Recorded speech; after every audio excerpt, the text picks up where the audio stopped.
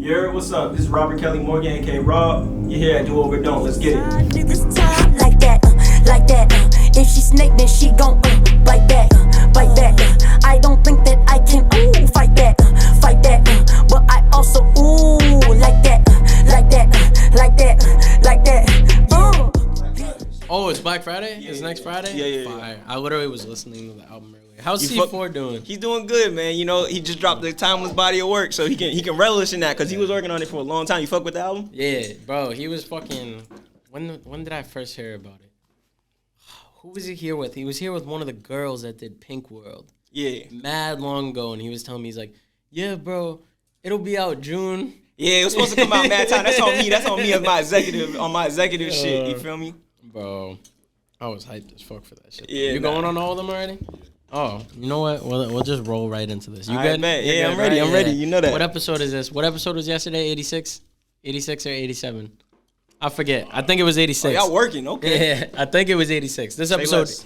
87. We got a dude, bro, recommended, like he was just saying, mentioned many times on this podcast. Someone whose brain I've wanted to pick for 3 years. I think I've been hearing about you since I started this. I've been hearing you from the jump. Yeah, that's love.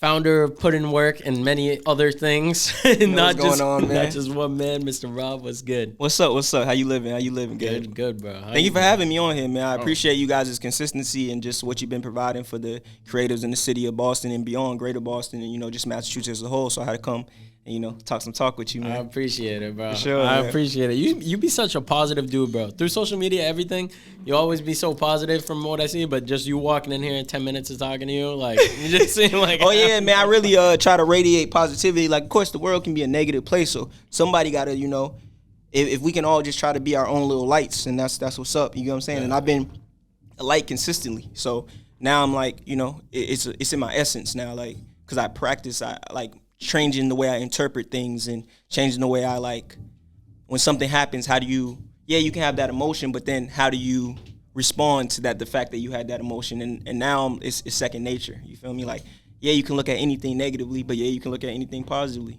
but then also you can look at anything analytically, mixing the two. Positive plus analytics equals, what's the solution moving forward? But I can talk about that shit all day. You can talk about a bunch of things. There's so much. Bro, today was just a series of unfortunate events, because I was like, damn, originally I'm like, I want this to be 2 hours. And then I was like, damn, we're down to an hour and a half. And now we got like an hour 20, which is only 10 It's minutes all right, shorter, man. We're gonna make this work. We're gonna talk some shit, man. Put in work, man. We here. Yeah, talk to me about anything. Ask me anything, and I'm gonna be honest, open, and I'm here to talk. Bro, first, normally I would ask you your little intro, which I'm gonna have you do after. But before it leaves my brain, we got to talk about this whole no smartphone thing. Yeah, man. So since July, I just been on a path of trying to understand more and get my memory better. So first it was like fuck smartphones. Like my motherboard broke, and I was gonna get it fixed, but then it was like, nah, I should try to go without it. And then while going without it, I realized it stimulated my mind. Like I started to dive in deeper on like the systems of things, because I realized I had to, things became harder to do, the simplest of things. Like even getting here, like I have to memorize like it's back in the day, like where it's like I got to memorize the map, and I wasn't used to doing that. So I'm just training and sharpening my mind, and also utilizing my laptop and desktops and just the resources we have around you outside of the smartphone. But it's also making me deeply understand and appreciate what a smartphone brings to a situation, rather than looking at it like a distraction. Or now I have an appreciation for it because I've been without it. You know what I mean? Yeah. Well, it's crazy that you're doing that, because I talk about it. Bunch of people It's a tough one, man. It's a tough one, but then I also realize like you might be not as addicted to your smartphone as you are social media, which is even more of a problem, because with me, I realized I find myself on my computer just going to it. So it's really, you think it's the smartphone, but the smartphone is just a tool. You really might be addicted to the dopamine hit that social media brings you, and that's what people got to really understand. So it don't matter, you're gonna get your fix. That's what people gotta realize. Like you're gonna, now it's a part of you, and that's actually a key of what I realized is like, our phones are now a part of us, so things move quicker. And if you're smart about it, you can really get access to anything you want if you move strategically and analytically and just, tactical. So that's what I've been doing. You be feeling a lot better doing it? Some days. Like some days it'd be like, and then other days I get caught in like this cycle, because, I'm self-employed. I work for myself 100% of the time. So sometimes it can get like, because I'm in control of my day. So when you're on a laptop, sometimes it's even worse than if you're on because you get in a trance. Like these screens really put you in a trance, bro. You got to be very cognizant of like what they actually do to you. You feel me? And I'm getting better, but it's still a problem. And I feel like, damn, and I'm pretty disciplined. I'm a disciplined person. So it's like, whew. You motherfuckers would just be letting the day go by. I can only imagine, because I still be on my P's and Q's, but it's not no joke. And that's what it's making me realize. And it's not just a computer. It's not just a smartphone. It's these screens. It's all the screens. TV, your computer, your tablet. There's so many screens, bro. And it's that light. It's starting to affect our brains, bro. And our like, it's crazy. You know what I mean? That shit is. Yeah. I admire people that grew up without that shit. Yeah, bro. You feel me? And cause I'm a millennial, so I got to see the transition of a lot of this shit. Like I had dial-up growing up. You feel me? Like I remember being on LimeWire and having to spend like, I'm for a movie to download, it'll take 8 hours, bro. And so even in that metric, like, and that's what I've been understanding, like the metrics, like you could say that walking into a store and buying something gives you a value, but have you ever waited 8 hours for that movie to download?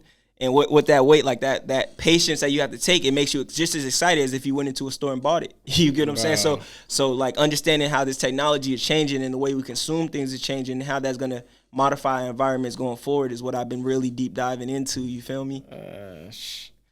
You talking about all that? I just remember the little ass. What was it? The iPod that had the tiny screen. Yeah, I had one. I had the iPod Shuffle and then the Nano, and I remember I saved up and got the Nano.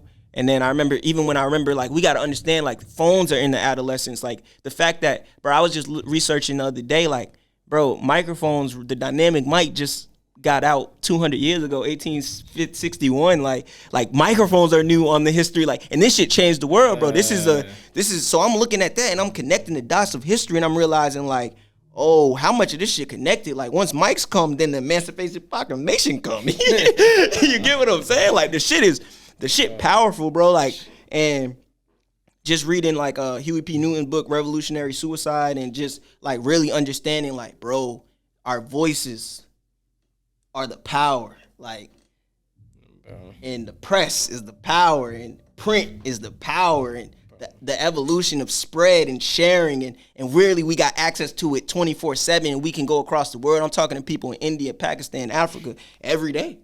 Sweet, quick. No hustle, no, it doesn't take a million. It takes the same technology. I'm talking to someone that's down the street. I'm talking to people in other countries, bro. This shit is crazy. You know what I mean? And I just want to make sure I'm utilizing it right, and then making sure I understand how it went in the old days, because I feel like that's what the disconnect is a lot of people don't understand how the old days were, so they don't understand really what this shit is doing for us, like how we can utilize it. Like Instagram, I just look at like one big yellow page. Is everybody telling you what they do, how they do it, where they at?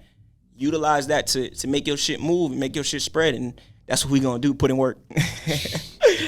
Oh, how long you been like this? Because you just seem like a fucking, I don't even know how to describe I've been an entrepreneur full time for 10 years, and I've lost it all multiple times. I lost everything to my mind sometimes. You feel me? Jesus. So when you've been through that and you can come out of that, you realize all this shit, it's whatever, bro. So how I modify my environment in a positive way is that everything to me, like, and making sure that the people can really feel that I feel them, and not being shy about it or trying to be, one of my biggest things is like, yo, what if, you can't be too cool to spread your message, and you can't be too cool to touch a life. You get what I'm saying? So that's what I've been on, and that's what I'm gonna continue to do for the rest of my life. And I'm just getting started, like, and I'm just like really accessing the weight of my energy. You feel me? It's getting crazy, but yeah.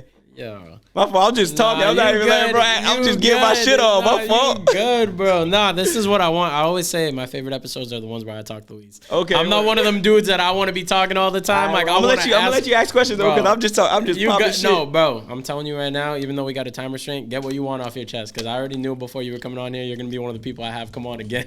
You're gonna be one of the annual. You're gonna be one of the annual. Okay, bet. I'm willing to do that, man. I fuck with Do Over Don't. I fuck with what you're building, and I fuck with how you guys are connecting your dots. And one of the reasons I wanted to come on here is to basically just, do a real PSA to everybody in Massachusetts and New England to like let's squad up. Like it's not just Boston no more. Like Boston is cool. I'm a Roxbury stepper for the rest of my life forever. But this whole Mass, New England, we all in this together and we stepping. Like we're stepping to make ourselves serious on a national and global scale. You feel me? And we have to really get it together regionally to really make this shit shake. And I feel like platforms like this, and just making sure that there's a bridge. You feel me? And there's respect and there's understanding across all parties. Like right now, I'm rocking this hockey jersey that I thrifted from the Goodwill by Dudley and shit. And it's Woburn, you feel me? I'm rocking with Woburn. I'm rocking with Salem. I'm rocking with Lowell. I'm rocking with Brockton. I'm rocking with Springfield. I'm rocking with all of Mass. I'm rocking with Provi. I'm rocking with New Hampshire, Maine. Let's get it. Let's get it popping. Like, we got to really do this shit. And I know y'all got the music. And we just need to make sure that our artists are really moving out here. The strip clubs, the radio, terrestrial radio, y'all got to do a little bit better. I was listening to the radio on my way here, bro. Like, come on, bro. You feel me? Like, we all got to really come together and really break our artists. And this is independent platforms are the first to do it, but setting the standard for bigger platforms, which they're going to copy because the shit going to work, is just so important. And I just want to make sure that I'm contributing wherever I can to that. You know what I mean? Bro, I appreciate you coming on, dog. Yeah, I for sure. appreciate you coming on. Like I said, I've been wanting to get this episode done for a while. For sure.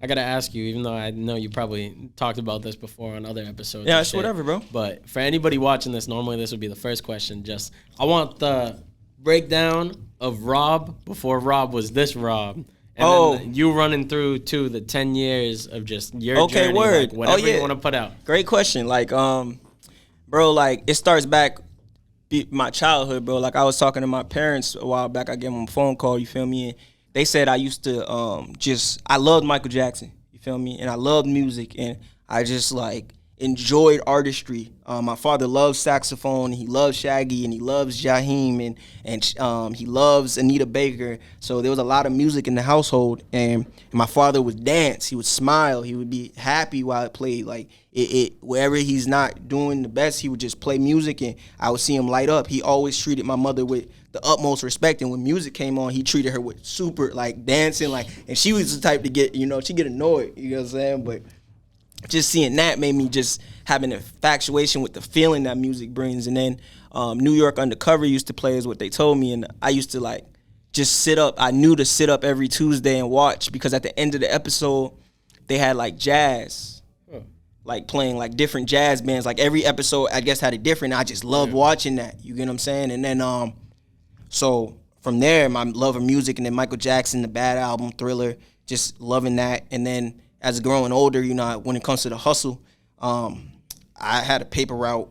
I used to sell candy. I used to ISO PSPs, like download movies on PSPs and sell them whole, like buy PSPs for the low, fix them up, put video games, like the little, like sometimes the games wouldn't come with sound or some shit, like download it from the internet. And then, How of course, old were you when you were doing this? The PSP ISO was high school or like early middle school, and then like but when it comes to like LimeWire, BearShare, downloading music, downloading albums, iTunes, that was young, bro. Like, and just playing music, bro. Like, I'll never forget, like, when I discovered music, like, and it like hit me, like, oh man, I can listen to anything. Like, MySpace days, DJ booth, media share, mega upload, and then and I just loved music, bro, ever since a young age. And from there, like, when I was like 12-ish, we moved to Georgia. We moved to Atlanta. Damn. So my whole life changed, bro. Like, Damn. I went from I lived all over Mass. You get what I'm saying? Yeah. I lived in Dorchester, Roxbury, South End,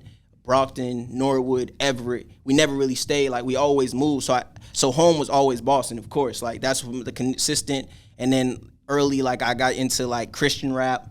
And like I used to do talent shows, so I used to perform, and I like cut records and like was touring, like not touring, but just performing all over like Mass and shit, or like in talent shows. My mother would write my raps with me and like do my choreo, because she used to be a DJ in Roxbury back in the day when she was like in her teenagers. You know what I'm saying? And she was actually in a girl group with like Brooke Payne and before he formed New Edition, like when. Damn. He was doing the Untouchables, but it never really like transpired. It never really hit, because then the Untouchables, and then New Edition hit, and then it's off to the races. But so I didn't even know my mother was that musically inclined until like really recently, and I'm like, oh, this is really me. Like, so then going to Georgia, and music in Georgia, bro. I was in Clayton County, the south side of Atlanta, so music there is, bro. I got exposed. Like I always, since my grandfather's from the west side of Atlanta. He a Grady baby, so I always went during like summers. But then it like switched when I got younger. Like now I'm going to Boston in the summers, but I'm a Boston kid. Now I'm going to Boston in the summer. So I always used to be just in Roxbury, like, and this is home. Like I got Boston tatted on my chest when I was like 15. Like they called me Boston, and you know what I'm saying. Like it just gave me a different level of love for where I'm from. You know, and I don't think people really get that. Like when you have to go elsewhere as a young adult and you already had pride, then your pride just amplifies. So I got exposed to like super amounts of music, bro. Like, and the way the music spread, it's not super lyrical. It's just the way they spread it. Like the way they create moments, cultural moments. And so like in high school, we started a radio show, which is like a first plug using like Blog Talk Radio. So every Friday we used to just do independent radio to where like if someone get into a fight, we like get them to come in and talk about it, or if you get what I'm saying. Then I EP my first mixtape in high school. You know what I'm saying? Like, cause it was like we put all together the greatest hits of the radio show, cause we had freestyles and stuff like that. And that kind of like is very interesting to me now that this is my career. You know what I mean? So then life hits, and like right after school I went to Job Corps. I got into a little bit of like I used to be like a wild nigga. Like I didn't want to do shit. Like I didn't want to do the normal shit. So I used to just wild out. Like I'm not doing this, that, the third. And I got a situation, and I got into a few situations, and I ended up going to Morganfield, Kentucky for schooling, which was like with a whole bunch of other delinquents. You know what I mean? So then once that happened, I rocked it though. You know what I mean?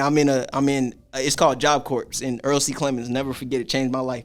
I learned business administration, which is like they really taught me how to be an assistant to an executive, and I took those skills, and that's my business. So I took those skills, and I use those skills to these days.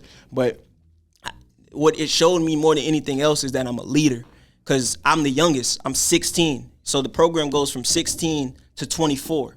So I'm the youngest you can come in. I finished the program in like 7 months, but I become a dorm leader. So dorm leaders basically tell you when to go to sleep. They turn off your lights. They give you snack at the end of the night. So then there becomes an underground market for snacks. You get what I'm saying? Like, so it's like I have control of the snacks. So people do different things. So I had a bodyguard at that bitch. Like I had a big ass nigga that looked like 50 Cent bodyguarding me around because I gave him more snacks at the end of the night. So I also learned like what currency is. You know what I mean? Like in a different way. Like, and then so I did that. I finessed that, and I finished the program. And that shit taught me just a whole bunch about my leader ability, my like who I am, and like what I'm not. You know what I mean? I'm not a delinquent. I'm not a person that don't give a fuck. I care. You know what I mean? Once I realized that, I just went to work. Like I started getting mad jobs, and then that's like 17, 18. Then my parents kicked me out the crib just off some bullshit because we wasn't vibing, and so I moved back to Boston. And I spent once I moved back to Boston, I worked at Grove Hall, Dunkin' Donuts, and Stop and Shop. Those are the last jobs I ever worked. I talked to a dude, I think his name was Clayton, and I talked to him because I was working like 80 hours a week or some shit at both these joints. So I'm putting in work. I've been putting in work. Like, I used to keep 3 jobs. Like, that's what I thought work was. But then one day, Clayton is a black man, and he owns like 18 Dunkin' Donuts in Boston. And I asked him, bro, I said, bro, I finally got a chance to like be in a close quarters with him, and I looked him in the face, and I was like, yo, how do you got what you got? Like what's the word? Like, and he looked me in my eyes, and he was like, I worked for it. And I was like, oh, bet, quit. And never worked another job again, and just worked for myself. You get what I'm saying? And now it's put in work. You feel me? Like, you gotta work for your shit. Like, and no one working under, like, that's not, like, and I'm not saying this is the best way to get it, but you get full control over, you get full autonomy over everything in your life. And it's not the easiest thing, but this is my journey, and it's been, since that day, I've been through a lot of shit. Like, the next year I started my company Stupefy when I was a teenager, pretty much.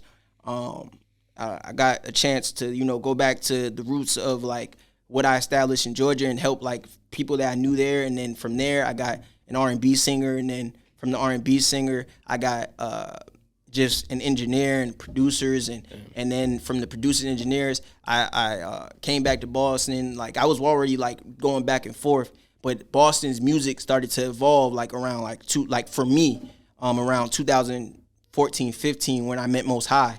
And once I met those guys, like hearing what they were making like in Gibby's crib, like, and they had management at the time. They had just got me, like I met them right when they met their soon to be manager, and I just played a fly on the wall for a lot of this shit, even though I was building my company because Atlanta had the infrastructure, so I was building it out there with the artists, but I was also investing in them as much as they need help. I'll be their cameraman, or I'll just help them here and there, and then the relationship just evolved into me managing them and helping them executive producing project. I was already executive producing my Atlanta acts, but also getting the industry vibe. You get what I'm saying? Like really learning every single thing by just playing fly on the wall. Management is a big fly on the wall business, bro. Like you just learn so much because you have to deal with everyone else's problems, everyone else's accomplishments, and you have to handle everyone else's administration. So you learn a lot of back end things with that.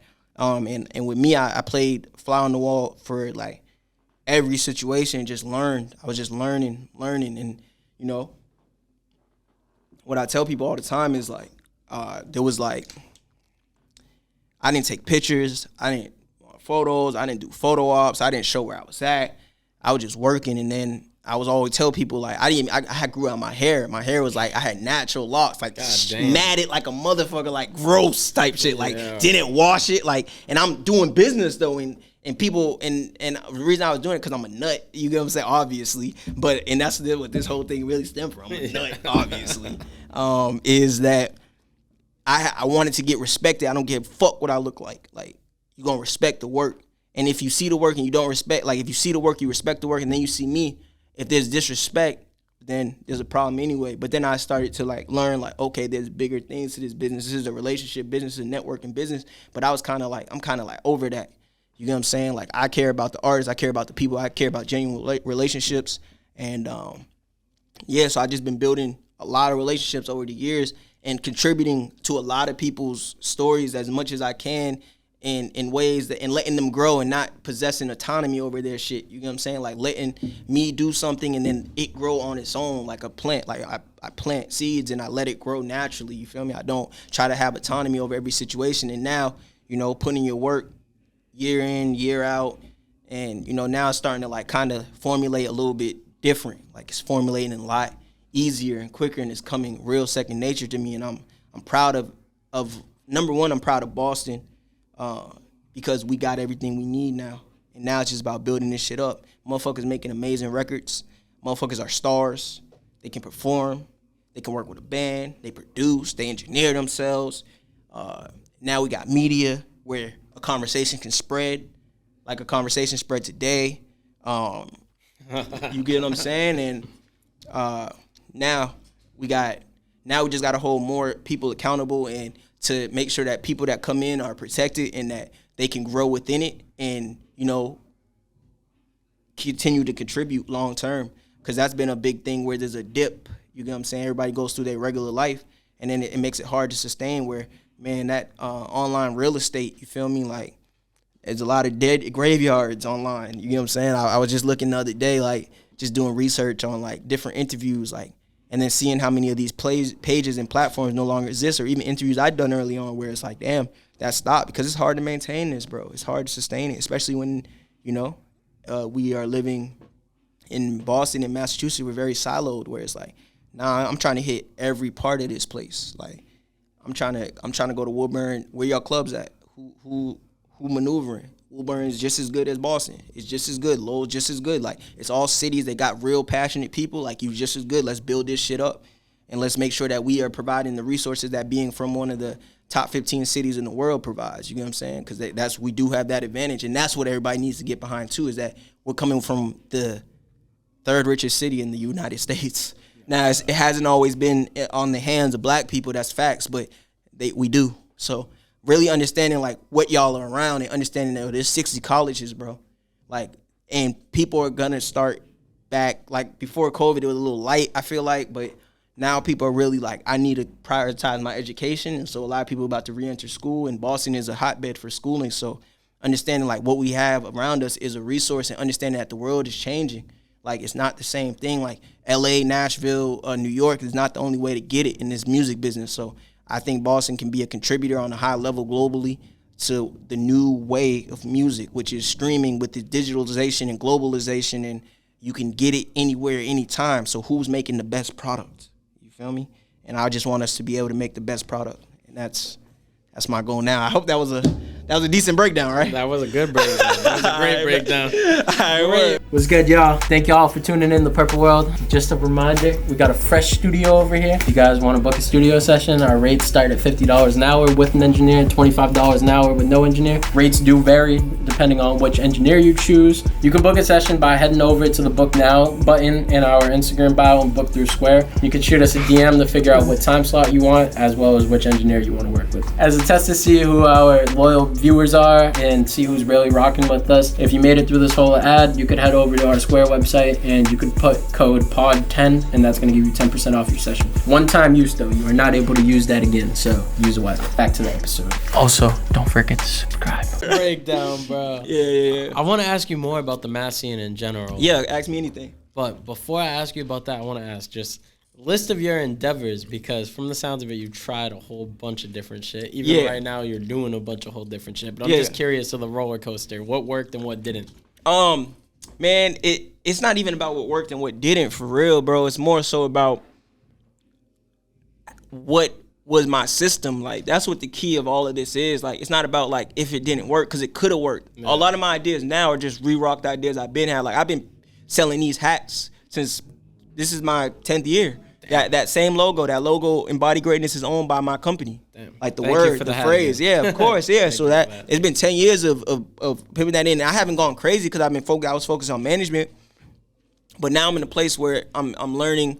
Like, I have teams and I have understandings and I have cachet enough to where I can really get the things I wanted to do done. Like, now people are moving a little bit different, because now, like I tweeted earlier, like, what metrics, bro? You talking streams? We got them. You talking plaques? We got them. You talking events thrown? We got that. You talking about technical assistance given? We done it. Mentoring? Yep, cool. Check that box. Production, executive production. Word. Name me 2 projects better than Internal Dialect and Spirit of a Warrior that's coming out of Massachusetts, bro. Together, I executive produce both. Give DJs the best producer in the world. C4 is one of the best performing artists, and what else y'all want? Like, now I'm confident. Now I'm in the ability to say, like, I did my knowledge, because I've been had the knowledge. You get what I'm saying? But I had to get that resume. And now I got the resume. Motherfuckers is dealing with a monster. And now I can really talk my shit. Because I've been wanting to talk everybody that know me know that I've been talking my shit on the ground. But now it's really time where nobody fucking with me. You understand? Like, nobody is fucking with me. Period. Globally. Everybody that's fucking with me is rich already. So I got some work to do. And I'm going to do it. And that's what I want motherfuckers to really understand. I'm not coming the old, like, chill, humble, like, I realize, like, they scoff over you. So I got everything I went and got, collected my treasure, spent the year organizing myself and all my accomplishments and really understanding who the fuck I am. That's the key of all this shit. Like, I know me, so no one can knock me off. And that's what I just want everybody else to feel. So I'm going to pour that into motherfuckers, you feel me? Know yourself and do what you need to do to get what you need to get. And that's what we on right now, put in work. Bro, I'm loving this episode, bro. I'm talking that shit, man. I'm loving this episode, bro. The confidence is crazy, but well earned. And I gotta ask you, because I seen you post about it multiple times. 10 plaques. I want the breakdown on the plaques, but the first time you got a plaque, like, what was your reaction to it?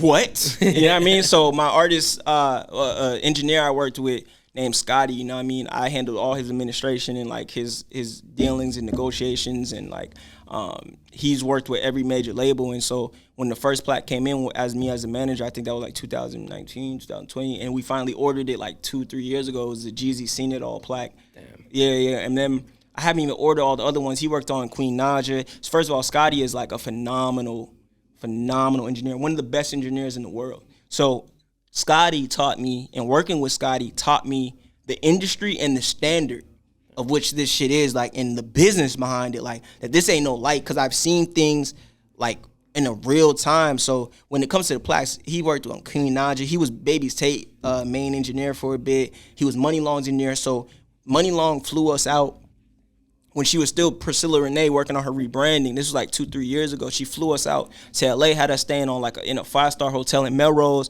and then we were going to like Cucarell's studio, who wrote Umbrella, and it's like a home studio, chef cooking for us, and she's working on records, bro. She's working on Baby Boo with Baby Boo. This is before Hours and Hours, which became a viral sensation, and I got to see like her talk like she's a genius, bro. And I got to see her talk about everything she's about to do, bro. And then she did it. And I said, oh, this ain't no, like she had us at a birthday party. It was like 30 people there. Half of them was famous. And then she got gifted like a G-Wagon. And I got to see this in LA, in the hills, in LA. And I got to see what music could do because she was a songwriter. You know what I'm saying? And she was really making, bro. And I got so inspired, bro. And even being able to be there. And this is before the hit record. This is before she went I think she's on the way to 2-time platinum independent. You get what I'm saying? I got to see what a determined person can do in this industry. And Scotty's ability got me there. So understanding the breakdown of what you can really get to. And even before that, you know, working with my artist, artist I managed named Six, we shot videos in Germany. You know, she gave me the ability to, I executive produced a video from 700 miles away. She was in Japan, and I hired a whole team in Japan. I hired a team even before the Scotty thing. So I had already been a little bit seasoned on where this can take you, because this shit is no joke where it can take you, bro. This is the most attractive industry in the world, and attractiveness comes with money. And attractiveness comes with things and real changing of lives. You know what I'm saying? I got to see that in real time, and it changed me, bro. Like, it showed me that anything is possible if you got a plan, you got a budget, and you got influence, and you can work this shit. So I'm like, okay, man. And then, you know, being out in LA, like meeting, like, this is at the time is Dre Davis, who like broke K Michelle. That's who I was on the phone with talking to. He inspired me, bro, because he just fired there in the studios, and then we're talking about the Celtics versus, you know, like everybody, and then we're just eating and talking, and I'm like, this is the business. Like, I'm here, like, and I want all my, and then I got to go back home though, so my home got to be right. I got to get that situated, like, so that we all here.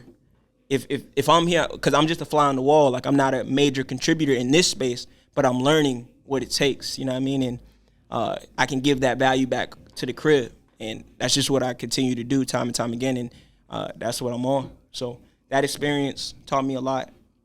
And, you know, Scotty just, Queen Naja, Money Long, Baby Tate, he did surround, like, he engineered Baby Tate vocals on surround sound, so that's another one that's going crazy. He's done work with, he's Quentin Miller. He mixes Quentin Miller's records. Like, he's just a phenomenal, he's one of the top engineers, especially in R&B. So being able to work with the best, you realize what the best brings. So he did Senshia, I don't want to say her name wrong, Senshia, the Jamaican artist. The name sounds familiar. Yeah. He did her single. Like, so I'm on the phone with London, on the tracks manager, negotiating and dealing, and you get what I'm saying? And she's actually from New England. So that's crazy. Yeah, so even then, like, meeting people and just being out in LA, working in LA, working in New York, of course working in Atlanta, where some of the best producers and songwriters are, like, for real. And the songwriters that are great out there, you would never know, like, they be chilling, but they writing some of these hit records. You know what I'm saying? Like, they writing hits. And they chilling, like, and then even then, like, before that, seeing, like, I saw the rise of, like, you know, Go Grizz, and, like, and I'm a fly on the wall in Atlanta, Go Grizz and Cash John, like, I just met them twice. We was in the studio with them in, like, 2014. Damn. And now that they have a Winter Circle publishing group, which has, like, 100 #1 billboards and, like, 100 gold, like, and that's seeing crazy. That in the last 10 years and realizing, like, all right, bet. That's crazy. So, you know, just being a witness to a lot of things and being a contributor in my own way, and then realizing, like, and then providing those values and understanding and, you know, taking and reinvesting my earnings into my city, and the artists and the creators here, whatever they need, and also, like, just being partners and understanding, like, yo, what type of value I'm trying to add to my city was just key. So I just want to continue to do that, and I'm seeing the growth. And, of course, there's a lot of other people that are contributing at a very high level. And I'm just appreciative to be in this space. I'm thankful for Noble. I'm thankful for Thrill and Sadiq and, Key and Cave, and just, I could go on and on, bro. I could go on and on about the creators that are contributing out of very Clark D. Like, I can go on and on about how many people are contributing to this, and it's beautiful, bro, because I remember, like, when there was only a few, you know what I mean, and it's growing every day. There's more artists coming, there's more producers coming, there's more media coming, and those people have to be supported, you know what I mean, and showing that this is something of value that we're building together, you know what I mean, and yeah, that's just what I want to do. Just contribute at a high level and allow and teach, and Yeah. Bro, I got so many questions. Ask me anything, man. I'm here to talk. I'm here to pop it. You feel me? Because I know, like, everything you keep bringing up points that I'm like, damn, I want to touch on that further. Then I'm like, I got immediate questions that I know I'm gonna forget. Okay, word. Yeah, let me know anything. One thing I want to ask you, and for anybody watching this, because a lot of people have difficulty with this, early on and everything. How did you navigate figuring out how to make bread off this shit? Because you're talking about quitting those jobs. Expenditures low. I ate terribly. Now I'm a vegan. I'm a vegetarian, but I eat mainly vegan. I try to, like, not consume dairy, but sometimes I do. I like pizza.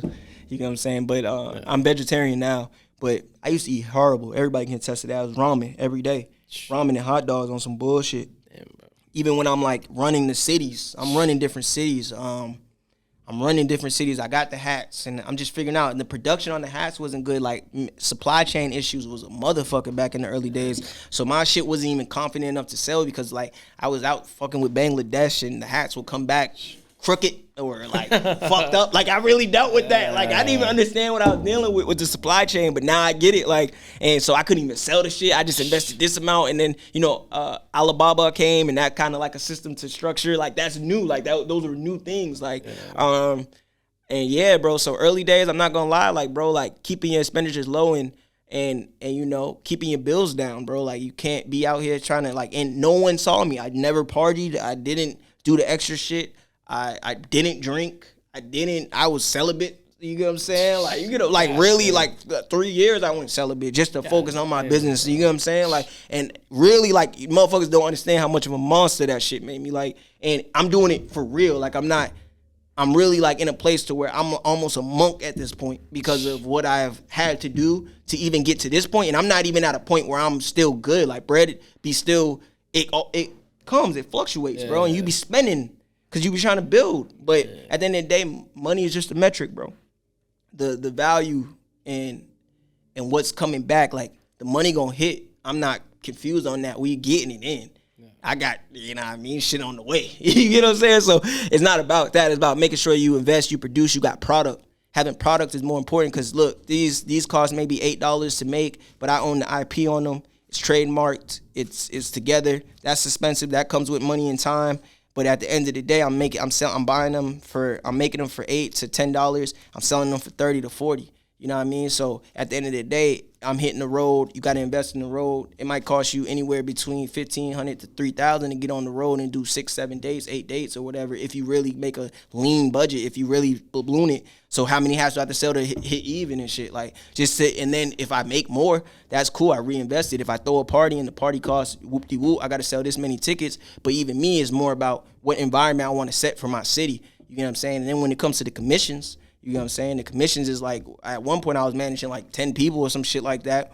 The commissions was sliding. The agency shit, working for medium to small businesses and diversifying what you actually provide, your services, offerings, and everything like that. Like, I used to do like creative solution work. I still do creative solution work, but I'm focusing mainly on the media, PutInWork TV, and building a new brand now. Like, and even that's just all investments for the future because I know how much it's going to be worth and I know the value. And when you look at the richest people in the world, it's all evaluations anyway. It's not real money. It's not dollars. Like, the bottoms fight for the dollars. Like, this shit's about value. You get what I'm saying? Real money is value. What is it? Is it valuable? Then that means you can make money. What is the earning potential? You feel me? And at the end of the day, PutInWork got earning potential out the woohoo. You get what I'm saying? We can go anywhere, everywhere in the world and be of value. Yeah, y'all not fucking with it. So if I gotta be a little bit more chill and get it together and make sure my business model and plan is together, because I never raised $1. It's all bootstrapped. Nobody has invested in me other than me. All bootstrapped. And look at it. It's grown. So we passed the point of like having to worry. And that's like, you got to do whatever you got to do to get to the point of worry. And I have a great support system when it comes to cousins, and we live cooperatively. You feel me? Like when it comes to like how my family maneuvers, and they allowing me to do that by just living cooperatively and building those values with my family, because they know what I'm doing for us, because I'm doing this for my family. I'm getting us out of the situation that we have historically been in by doing this shit. Nobody has done it yet, and we the closest, so I'm doing this shit for my fam. Bro, you talking about, I haven't asked you about it yet. Yeah. By the way, I wish we didn't have like fucking some sort of time crunch on this, because this episode is awesome. But also, I'm low-key happy that it has a time crunch, because then people are gonna actually watch the whole thing. Yeah. I mean, people gonna watch. Like some people gonna watch. Gonna watch the whole thing regardless. And I appreciate people who really fucking with me. A lot of people really fucking with me, bro, and they're learning from this shit. And I'm grateful that I can provide that value to motherfuckers, because I worked hard to be this, bro. I worked goddamn hard to be this, bro. Oh my God. A lot of nights, a lot of pain, bro. A lot of fucking tears shed, bro. A lot of nights of confusion and worry, bro. And to be at a place where I know there's no such thing as death, there's only rebirth, bro, is a blessing. So understanding, like, I done hit rock bottom multiple times, and knowing rock bottom means something new's coming. You can't fuck with me. You get what I'm saying? Like, it's a blessing to be here, and I just want motherfuckers to know, like, whatever you going through, you bigger than that shit. You know what I'm saying? I've been there with you, and I'm going to be there on the other end, too. So let motherfuckers know they're not the only one trying. Like, there's a lot of motherfuckers, a lot of places trying, and understanding, like, yo, people want to help, bro, because they know that pain that comes with pursuing something. You feel me? It's not no hope. What I want to ask you, I was going to ask you at first about PutInWork, but that will be next question. That work, it's whatever. You talking about that. Everybody goes through it. You go through adversity in life in general, but if you're in this creative industry, I feel like everyone in this industry gets it the absolute worst. The motherfuckers that are really about it. Yeah. But throughout all the adversity, what kept you going? And also, too, one thing I've been asking people when I ask them this, do you feel like at all of your lowest points, your highest highs came immediately after? No. You don't think so? The highest highs, I mean... Not highest highs, but do you feel like whenever you've had your rebirth. Yeah, for sure. Like, happens, rebirth happens. Because the universe... Bro, like, my understanding of this whole thing now, from my opinion and my perspective and my interpretation, is that nothing stops. Like, every action has a reaction for real. Like, everything leads to something else, even if you don't feel it immediately. Even if the gratification doesn't happen. If you do something, it modifies something else, no matter what you do. And realizing that, bro, just made me be like, now it's like, lows don't really hurt. It's just like, okay, Rob, how do you feel right now? Why do you feel that way? What is making you feel that way? What do you want? And then, is what you want real? Is it your interpretation of what you should have, or is it actually valid based off of your situation? I feel like a lot of times creatives are focusing on other people's situations. Everyone's journey is different, especially creatively. We're art forms in ourselves. Our bodies are art forms. So you can't control or dictate the outcome of your situation that the universe is giving you. You can only take what you have and try to aim for it, and then see what comes back. Like, you can control how you interpret it, and you can control what you put out into it, but you cannot control the outcome of what happens after that occurs. So once you realize that, it's kind of like, I'm going to keep going, and whatever comes, I'm going to get smarter, and I'm going to be more understanding, so that when something does come, I'll know how to properly extract more value from it, and then reinvest it back. Because I feel like that's a lot of times, you know, if something great happens, how much did you invest into your future plans rather than just your present? You know what I mean? You got to make sure that you're investing into your future, just as much or even more than your present, because your future is something you have to live with and deal with more than your present, for real. But be present in the moment. I'm not saying don't be present, if you feel what I'm saying. Yeah. What kept you pushing throughout everything, though? Like, in those lowest moments. I'm born to do this shit. I'm born to do this shit.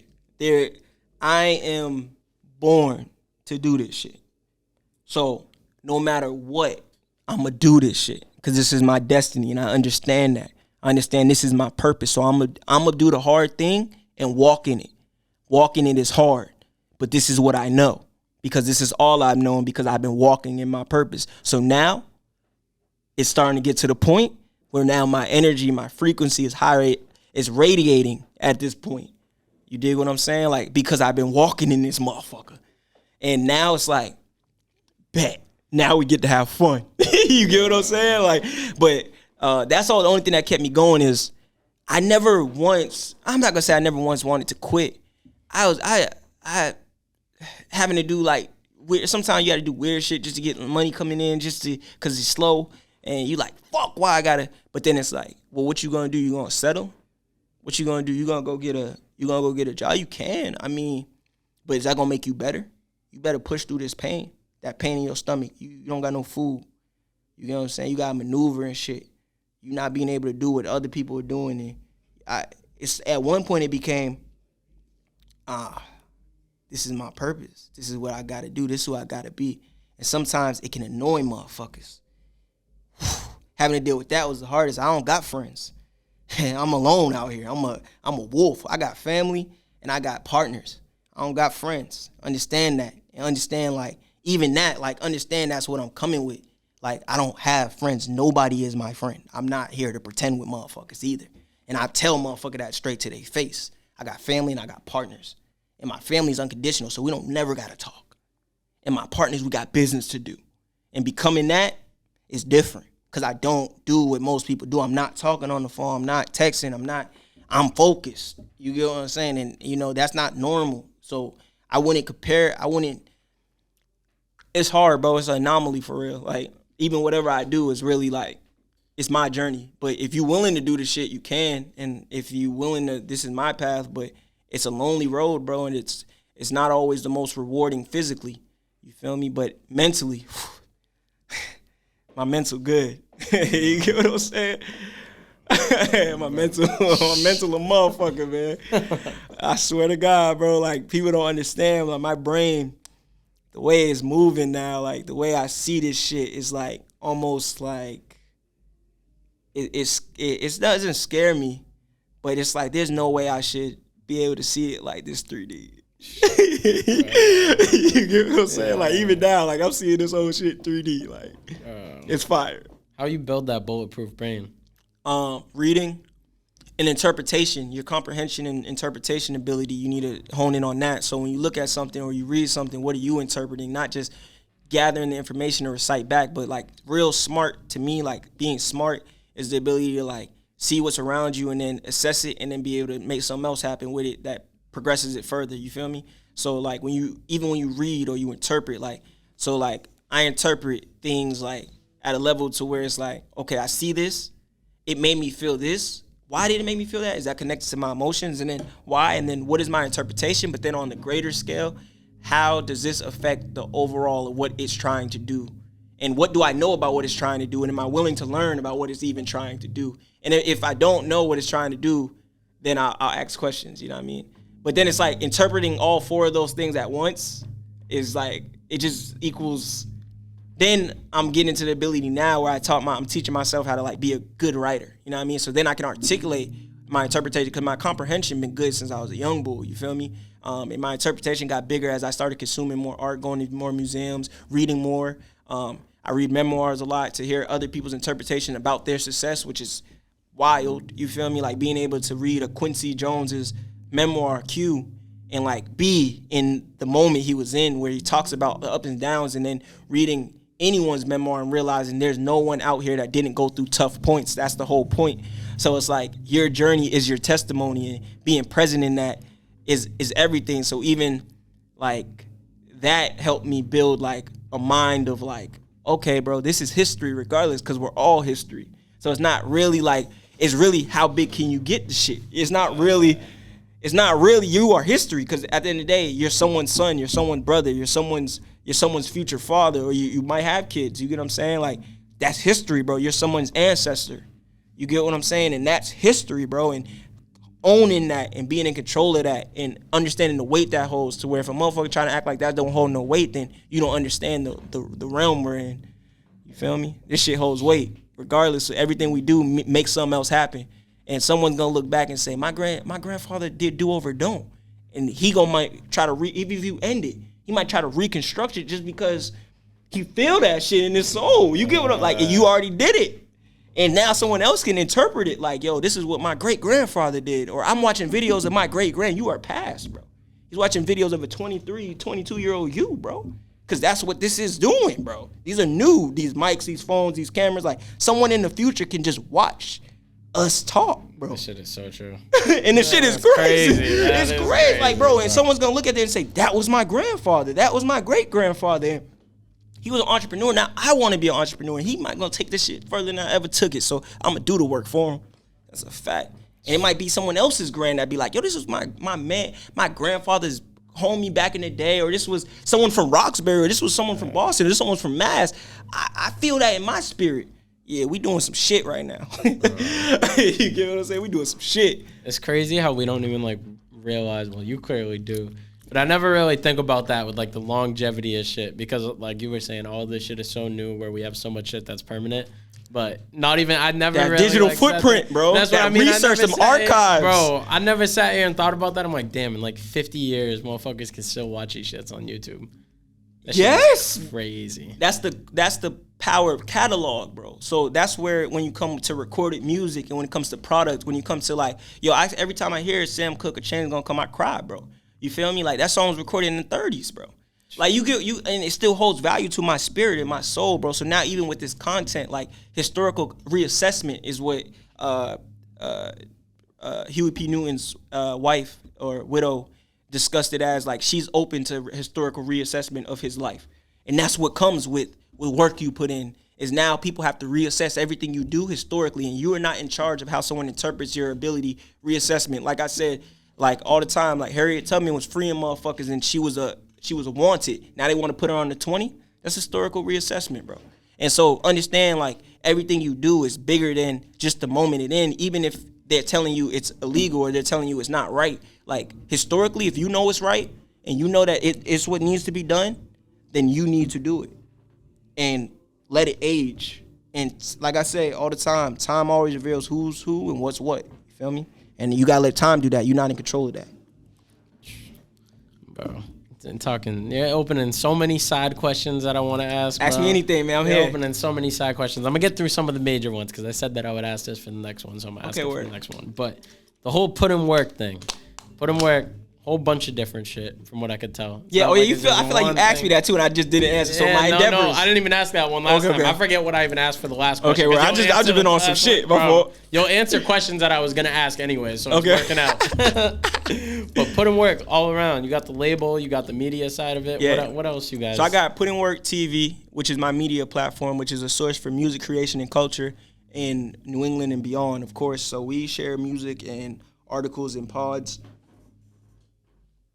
across the scope of the culture.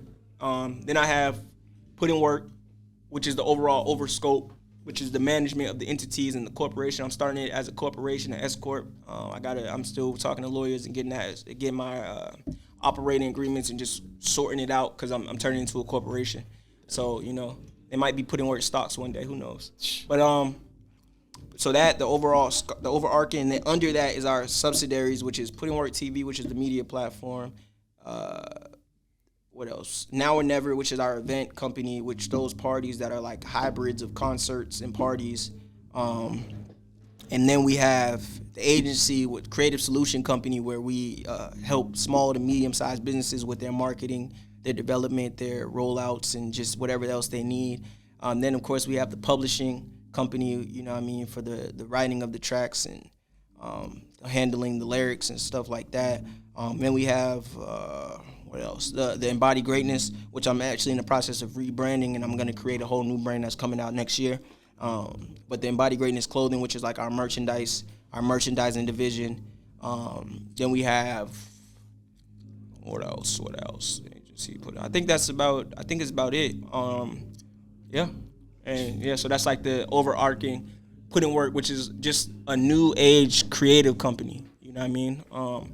That services creators, artists, and also collaborates and partners with a mad different type of organizations. So I collaborated with Harvard this year on a symposium. On a symposium So that's something that PutInWork does, is just collaboration. I collaborated with a nonprofit named Zoomex, and we're just trying to provide educational, understanding value. But I haven't made, and then of course we got the festival, Future For It Festival, which is a festival that I'm still trying to figure out what I want it to be. I don't want it to be for profit. I want it to be definitely like, this is free, and it's because we did it in 2021, and we were able to put 40 Massachusetts artists on one stage throughout the night, and in the middle of Roxbury at Malcolm X Park. So, and then collaborating with Harvard this year on the symposium and doing another one. We scheduled to do another one next year, and preferably this is an annual thing. So bringing Tim's manager, Burning Boy's record label exec, Vince Mensa's lawyer and manager,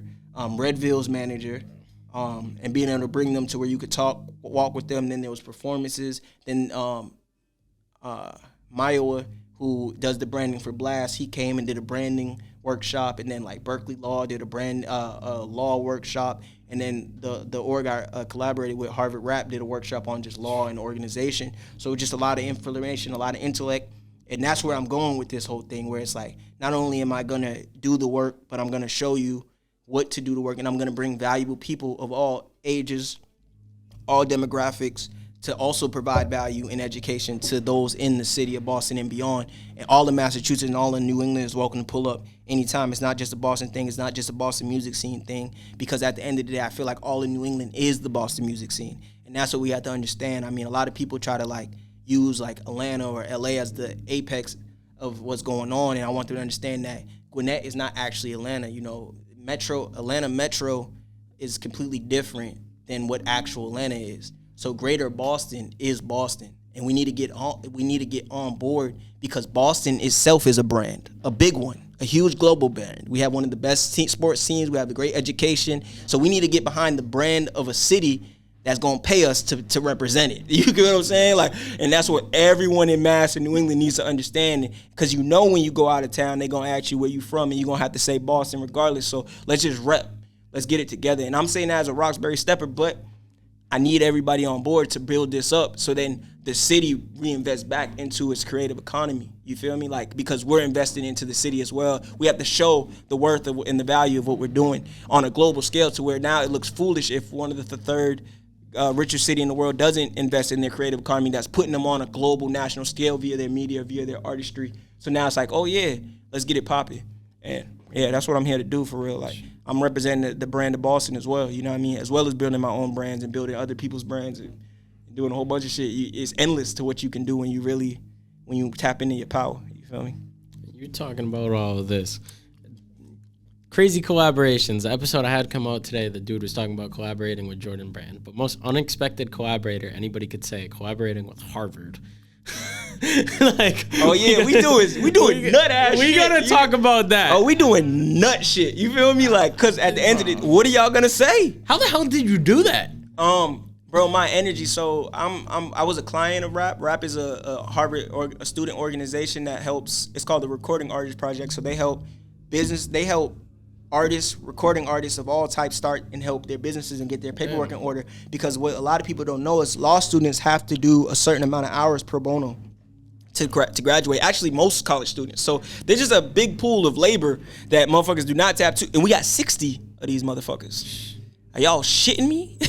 Like, get right or get left. You understand? But I went, and this is right after the pandemic. So they had already been locked in for the pandemic for so long. So they hadn't even met a client. I'm the first client in person that they seen in a while. And I'm coming with crazy energy. And they like, yo, they was like, yo, we trying to. And I'm like, bet, let's get it. And then I think we took 3-4 months, and we just and then I got so moving, like they was like, oh, and we did it on a scale that because I got to moving on it, and I got to working. And yeah, and that's the number one thing I realized about a lot of this, like partners wise, is I'm in the ability to collaborate with any organization in the world, because I know my system, my back end, and I can get it done. So now I'm looking I started earlier, probably a year and a half ago, 2 years ago, to now it's like, okay, I know my work. Now my partners need to match my work ethic. And even in doing that, and then a year later, being able to collaborate with one of the biggest brands in the world. You get what I'm saying? Like, it's the biggest. You get what I'm saying? And figuring out ways to do that was just a blessing. And understand, like, yo, if you feel like you great, if you have the confidence and knowledge to feel like you understand this shit, but shit's not going how you doing, you got to really assess your partners.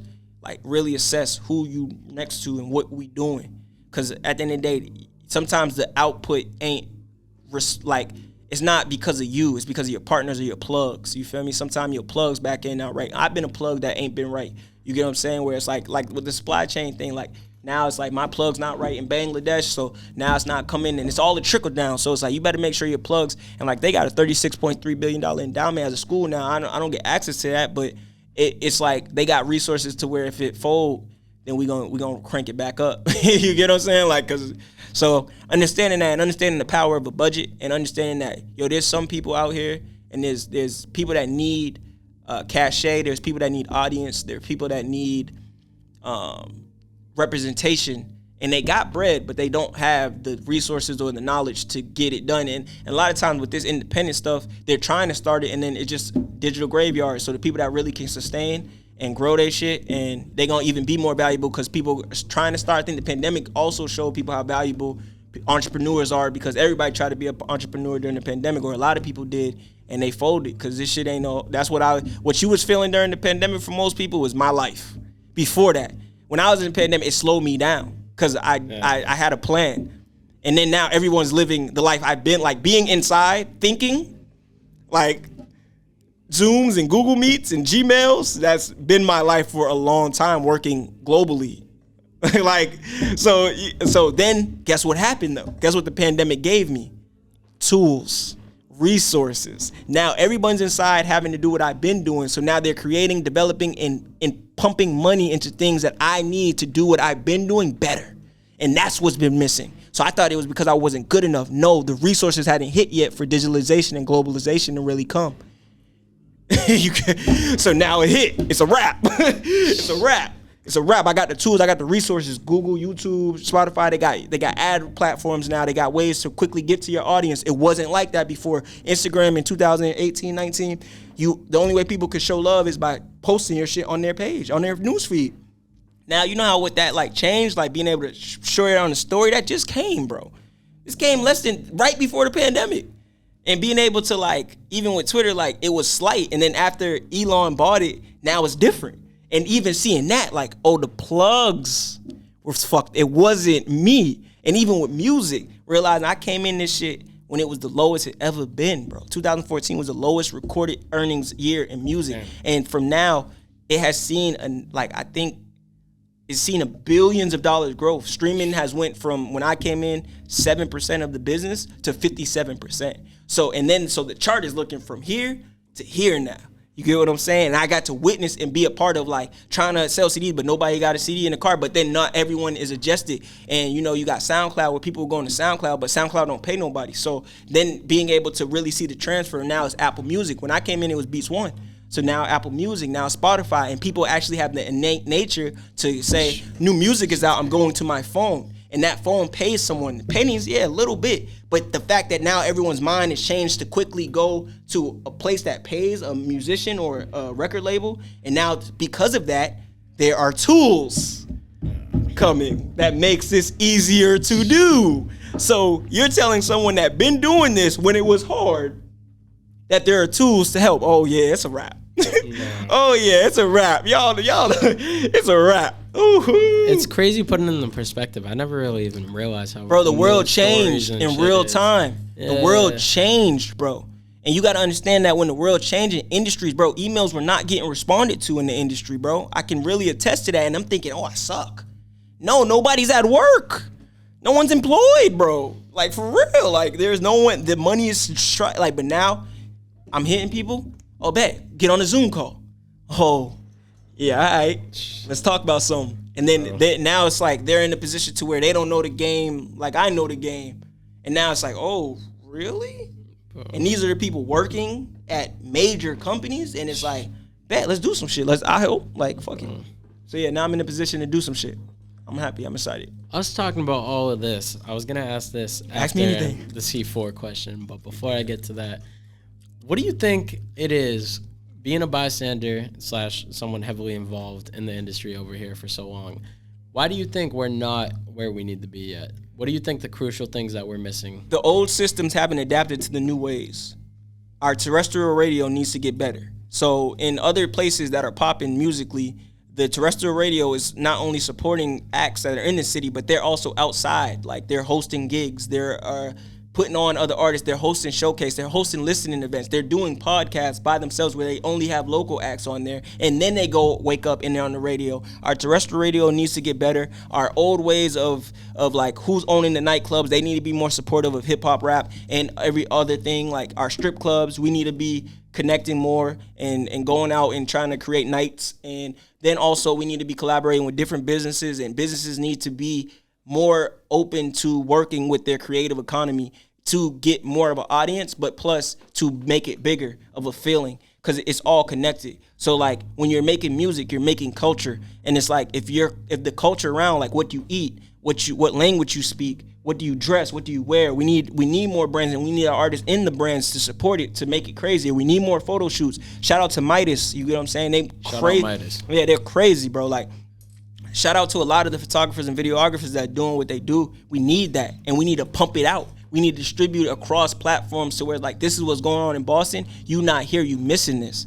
And it's photos, it's videos, it's culture, it's our language. Shout out to Bodie, you feel me? Like when it comes to like, yo, Bodie rock on dogs, nigga. You get what I'm saying? Like I can quote that. So then he got people in Europe quoting it. He got people in Germany quoting it. And that's what we need. That's a Boston motherfucker. And this how Boston motherfuckers move. You get what I'm saying? Like this how Boston motherfuckers dress. This is what Boston motherfuckers listen to. I'm in Africa. I'm in Europe. I'm in LA. I don't give a fuck where I'm at. I want to be like them, because they motherfucking cool as shit, and we really cool as fuck.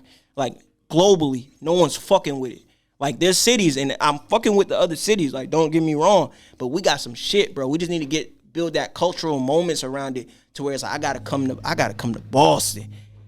They got some shit going, and I'm seeing people hitting me like, damn, you really doing that shit. And I'm like, if 100, 200, it starts to spread that word of like, yo, there's some shit going on in Boston. And just shout out to all the people that's working out here, because there's a lot of people working to create that culture when it comes to the festivals, when it comes to the events. The DJs, our independent DJs are phenomenal, bro.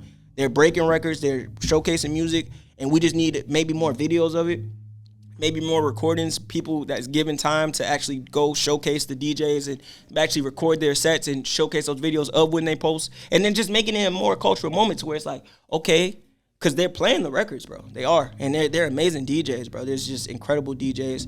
Shout out to P, Mez, and several other more that I'm probably not naming right now that are incredible, phenomenal DJs. And, yeah. And, yeah, we just need to make it a cultural moment around our city. And once that gets to motion, like it takes time.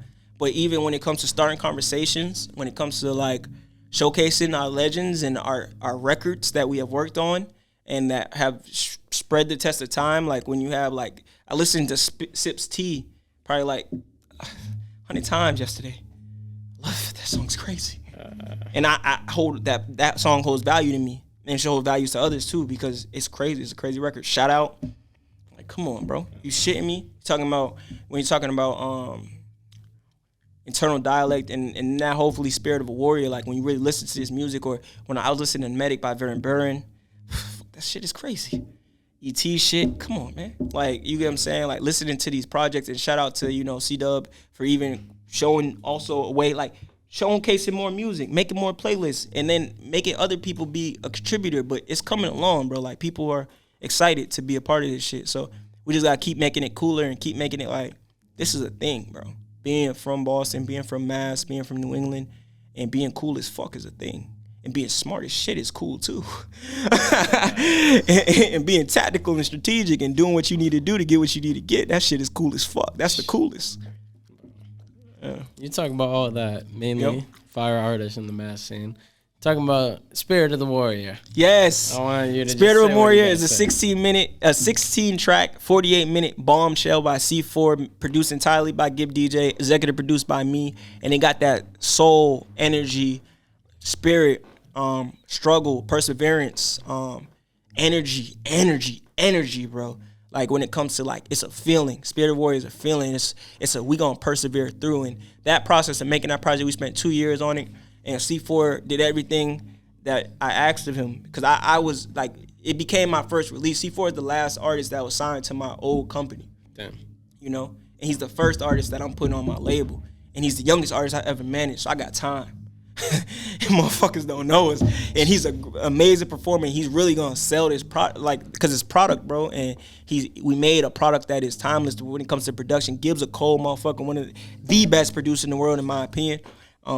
He a cold motherfucker, man. And hearing this shit, 16 tracks, 48 minutes, bro, and it's just so good. You know what I'm saying? So I just want to make sure I'm doing what I need to do to penetrate it and distribute it and make sure it's in motion and becomes valuable to the city, but then also valuable to anyone anywhere that loves good music, because that's what it is. It's good ass music, bro.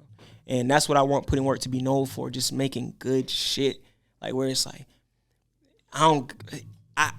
this is the standard of what it looks like to do a creative company. That's what I want. That's my goal, and to make a new Motown, to make a new Rap a Lot in New England, and to help several other formulas of other things grow based off of what I'm doing. And, and once years and decades pass, I feel like this project is going to be up there when you talk about Boston, Greater Boston, Massachusetts, New England, and United States, because that's important too.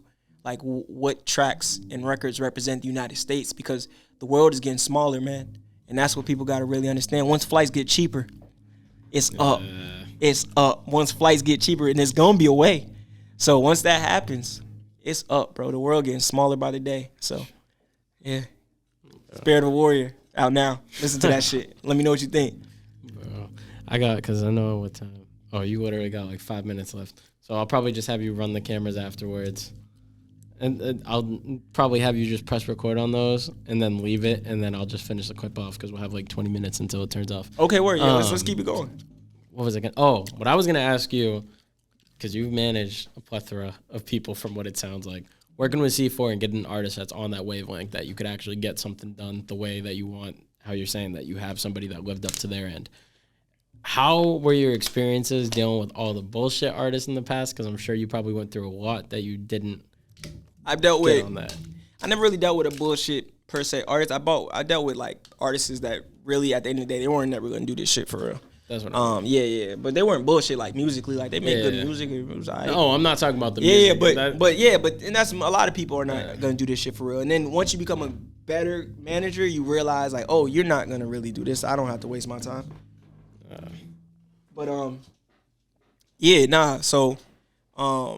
Yeah, when it comes to that, like, I manage vixens, I manage models, I manage producers, I manage engineers, I manage rappers, songwriters, and when it comes to like the overall arcing, like, what you need to do as a manager is you need to know exactly what the project looks like, what are the accomplishments that each partner wants to achieve within the project, and how long will the project be. You get what I'm saying? Now, I wouldn't take on a career initially, you feel me? I would more so stretch it out project by project and do it like that. I think trying to say we're in this forever causes like an end, because you're not.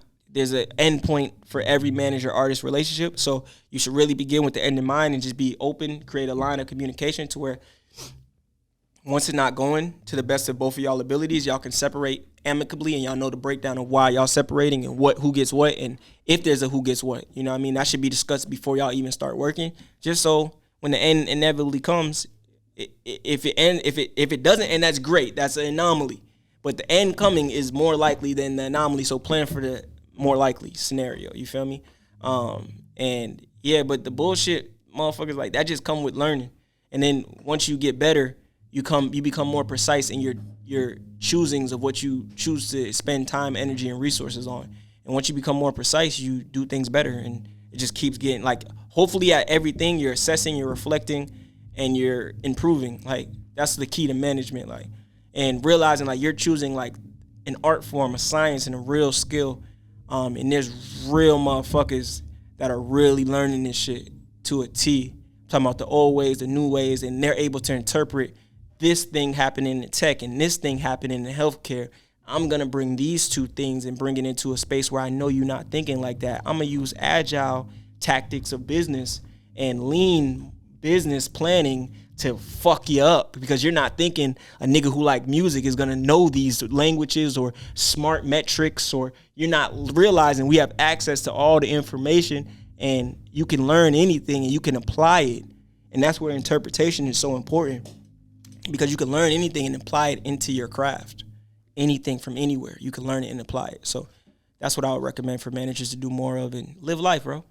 Life gonna make you what you need to be. We didn't kind of just gave one piece, but something different. Next question. Yeah. What would you advise, not a manager, because you answered the manager already, just someone who wants to get in the music industry in general, if they were just starting out, what would you advise them taking that first step? Just helping, talking to someone that's been in it that you respect. If you can get access to them, I know sometimes it's hard. But other than that, just helping someone that you believe in, or like learning how to share work and be a great consumer. I feel like it's so important. Like once you learn how to be a great consumer, then you can maybe help, because you're like, oh, this is what I would want from this artist. And then now it's starting to like stem like, oh, this is what I would want. I wonder why they don't have this. And then it's like, how would I even build that? And once your mind takes you there, but also understanding, like I said, this is the most attractive industry in the world when it comes to entertainment. Understand, like, you might be allured into it. That don't mean you got to be in the business, because the business is hard. Like, it's not easy, but you could contribute and have fun with it, and, you know, and do whatever you want with it. But thinking you're going to make it your career and your living, that's a big undertaking. And I would just say get educated as much as you can, whether it be self-education or formal education. We're in a place with one of the best music schools ever. Don't try to skip those steps. If you want to really know this shit, really learn this shit, because I could have probably learned 2-3 years at Berkeley everything I know now. Like, and then you don't have to go through the pain because you're a student. Like, you get what I'm saying? Like, so you could just be creative and be smart about how you learn what you learn, because it's all learning, it's all information, it's all knowledge. So just get it how you need to get it. Yeah. What would you advise somebody absolutely not to do? So what would I tell them not to do? Not to do. Biggest no-nos. Biggest no-nos of management, or just music the business? Industry in general. Dick riding, bro. Just don't dick ride, bro. You get what I'm saying? Like, that's not you don't got to do none of that, bro. Like, just be supportive, and don't name drop. Like, come on. That's a form of dick riding to me. Like, dick riding is an extreme sport I don't participate in. You feel what I'm saying? Like, just do you. Be the best you. Don't think that external thing is going to get you what you want. It's all an internal process, bro. Like, you got to really get stern in yourself and what you want. And don't let any path that's not yours dictate how you moving or what you want or what you desire. Because at the end of the day, you have to dive deep into yourself and know what the fuck going on and why and how and who you are. And don't confuse, like, music or the business of things to distract you from, you need to know yourself. Like, really take that time to learn yourself and what you want, so then you could go full-fledged into what you truly want. You don't have to do music because it's attractive. Bro, dropping gems. Bro, I don't even, because I know he got to be out right now. And that was my second to last question. I had something else. Oh, one thing I wanted to ask you on. Bro. You could, I know you got to dip, so you could dip. Yeah, just reset the cameras, and I only got a couple more questions anyways. We'll be good. All right, man. All right. You reset it now? Sorry, you got to dip. Nah, it's all good, bro. You good. Before I fucking forget, entitled artist. What's your thoughts on them? An artist is an entitled type of occupation, you feel me? Like, when you're an artist, you have to dive deep and you have to display that for the world on display. Now, if you're entitled in business, that's different. That's what I mean. You get sharked out when you're entitled in business. You get sharked out, snaked out, wolved out. So, you know what I mean? But when it comes to artistry, you're entitled to be entitled to your artistry, because it's artistry, it's art. But when it comes to business, if you trying to be entitled with how a person moves business-wise, you're not in control of anything. But you're in control of your art, 100%.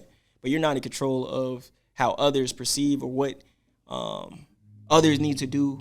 Especially if you're not paying them, or if you're not paying them enough, or if it's a very, like, thank you business. You know what I mean? Like, it's a very, I appreciate you. You're doing the right thing, and I appreciate you for believing in me, because belief is a scary motherfucker. Like, a belief can be fleeting if you don't, keep feeding the people that believe in you and make sure that they are respected, understood, and acknowledged, and given the pathway to really grow, both in personal and professional endeavors. Like, and yeah, please and thank you, bro, and smile.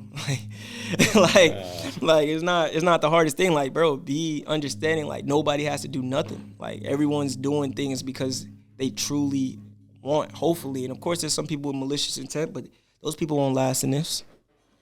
Those people won't last, and if they do last, someone like me coming. So, because I'm not playing. One thing too, on the advice end of things, I got other questions based off of what you just said. Now you keep getting my brain. Not ask me anything, bro. Like we here, bro. We chat, bro. We really talking, bro. Bro, shout out to PutInWork TV, man. If y'all haven't checked out PutInWork TV, go check out Synergy Show 212 Podcast, www.putinworktv.com. We update every day. Music, art, culture, creative endeavors, fashion. We're trying to, if you are interested in working with PutInWork TV, hit me up. I'm looking for writers. I'm looking for content creators, everything. Shout out to Tajay. Shout out to Sin Blanco. Shout out to Suave. Shout out to Steph, my director of operations. Shout out to Black. Shout out to Cam. And shout out to every artist and creator that has been on the platform and continues to be on the platform. And shout out to the consistency and, shout out to everyone that has voted, because I know this episode will probably come out after the votes have been casted. So everyone that did vote for me and PutInWork TV, regardless of the outcome, I appreciate you. You're thankful, and we got next year, and we're gonna be the biggest. Like, it's ended. So shout out to everyone that's been contributing to that and the growth of that, and we just getting started. So PutInWork TV is gonna be a real problem when it comes to growing and creating conversation that helps guide and puts the city on the map. And shout out to every media platform and creator and journalist and that are already doing their things independently with publications, and y'all are important, y'all need it. And shout out to Noble as well. Like, that's my dog. Like, I remember we was talking about a lot of this shit, and now it's growing every day. So I'm more than blessed, and I'm blessed to be a part and a contributor. Shout out PutInWork and shout out Noble. Yeah, facts. Shout out Noble. Shout out to the Museum TV, man. You did a lot. Like, did a lot for this shit, man. History archive. Right nah, there. For real, bro. It's the museum for real. Like, shout out to that, bro. Yeah, he did a lot for the city. I know. Yeah. Straight up, bro. Straight up. Before I forget, one thing he does a lot for the city. He does. Still working. Still do it. To this day. Like, hey, let me. But you know, I'm trying to give him. I'm trying to give him his flowers. But he's doing a lot. He's a worker, bro, and that shit is appreciated, knowledge, respected, and valued, bro. And I'm thankful to be able to be on the path with the individual that's like that. You feel me? And I want to give him his flowers real quick, because thank you, Noble. Appreciate shout out you. Testing Lab. Too. Yeah, for sure. Testing lab. Yeah, facts. All that shit, bro. Noble's Tints, embroidery, A&N embroidery, like all of that shit, bro. Just showing people that, you can diversify yourself and your network and your talent. You don't got to work for nobody else, no matter where you at. That's to be respected and valued. And he's been doing it consistently for a very long time. So I got a deep reverence and respect for that, man. So shout out to you, bro. Shout out Noble, yo. Yeah, for sure. Shout out Noble. I want to ask you this, because I already know I'm going to get sidetracked with whatever you say anyway, so I want to get it off my brain. All right, word. Any artist watching this, and from someone who's such a seasoned veteran in this industry, how would you advise artists to look out for bad record deals? And also, too, I want to ask you, I've been asking people this, what's your thoughts on 360 deals? All right, word. So I'll answer the bad record deals first. Always have multiple people review it, lawyers, 2 lawyers preferably, and, of course, if you have a manager, your manager, the lawyer, get 2 opinions on it. If it's a big deal, make sure you don't always have to take the most money. You know what I'm saying? Make sure that the deal in the situation, like a record deal, is just a deal, bro. It's like you trying to get situated better to better your life and your business. So just make sure whatever deal you're doing makes most sense for you, and don't get too excited over the dollar amount or exactly you need to be more excited over the terms than the dollar amount. The dollar amount is great, but the terms are what's going to make you money in perpetuity, you feel me? And just longevity-wise, because you don't want to get too excited off the money and then you're sick because you never see another payment because of what you just signed away. And then your kids can't eat off of the things you create because you don't have any ownership in your writing or into the master or into any of it. So basically what they're creating is a shell company. They're using your voice as the entity, and that's some of the deals that people are signing. So you just gotta be wary of that, and make sure you got a lawyer. And if you don't got a lawyer, then use companies organizations like RAP, Lawyer for Civil Rights in Boston, Art Lawyer. I think there's lawyer groups that help pro bono and for very low if you don't have the resources to do it. So just make sure you are properly assessing the resources that you have at your disposal, and don't sign a bad deal, bro. Double check that. What's your thoughts on 360 deals specifically? Specifically now, back in the day, I understood, I get where when the industry was in such a low point due to the copyright and piracies and the Music Act not being signed and the music copyright and piracy was so crazy and outrageous. I I understand why. I wouldn't necessarily recommend it because a record label's job is to exploit the record and to get the most dollars out of the record itself, not out of the person. I think once you get into the exploitations of people, then you're dealing with damn near slavery, and I don't fuck with that. You know what I mean? As a black man in America, I don't fuck with slavery. So I can't let someone exploit me as a body. But what I can allow is them to exploit this product.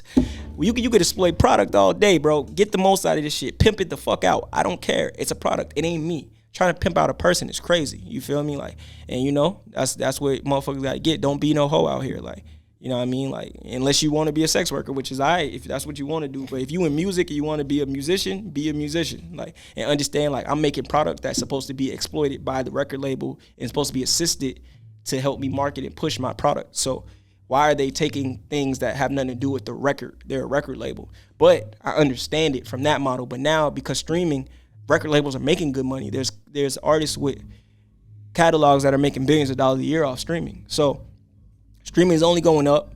The amount of users, Spotify is on the road to 1 billion by 2030, 1 billion subscribers. That's crazy. Yeah, and Apple Music, I don't know their numbers. I would have to look it up. But and then there's new platforms that are spurring every day. Deezer just did an artist-centric model that is supposed to like revolutionize payouts. So where the fan, based off of their listening, because right now does that too. Yeah. So that if everyone adopt that, because you know right now people are getting paid triple down, like it's like weird metrics, like, and that's the numbers and the metrics of what's going on, and realizing your splits and realizing like the deals that you're signing, even when it comes to just all of that. But when it comes to 360s, like if that's what you feel is best for your business, because you might be in a tough spot, and sometimes you're gonna sign 360s, but understand like, because if you're a record label, your management company, and then, you know what I'm saying? But at the end of the day, if they're doing the service that no one, like you don't got nothing else on the table, or you just don't want to split it up, then okay, cool. And that's like but just with a record label, just make sure they're offering right. If that's what you want to do, because it's all about what you want to do as an artist. It's not about anyone else. But don't be too hungry for the money. The money gonna come if someone's offering you. That's why it's a deal. Why do you think so many people sign shitty deals that they regret, like, instantly after? Hunger.